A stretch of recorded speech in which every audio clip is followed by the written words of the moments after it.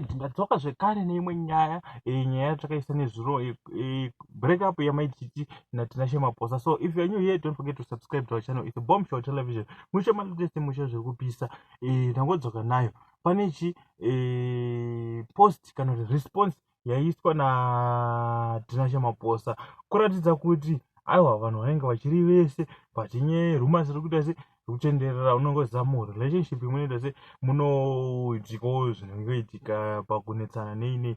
Asi ini ndoda kuzobvunzawo futi kuti vanhu vazotaura kuti marambana pane maaudios ari kubuda. Chii chinenge chaitika? Anenge alika sei? Anobata foni yamaititi ndiani? And maaudios anenge alika achimbobva kupi? Kana kuti guys, let's talk about this in the comment section. Igame yekungoitisana kana munhu achidaurikirewo pasocial media ungotaurawo zvake vachibhadhana nachekusera. Amen, hatisingazivi. Saka let's talk in the comment section. Regai tikuratidzei zvaita se zvaburitswa naTinashe Maphosa. Sanganai nazvo asingapedze nguva. Asi kana uri munyowani, don't forget to subscribe. Rega nditende returning subscribers, vanhu vakusubscribe nekulike nekushare mavideos edu. Tinonga kutendai guys. Rambai muchiti supporta. Tingosvika mu 5,000 subscribers. Tasarwa ne almost 100 kuti tisvike mu 5,000 subscribers. So keep supporting guys. Thank you much. Salute.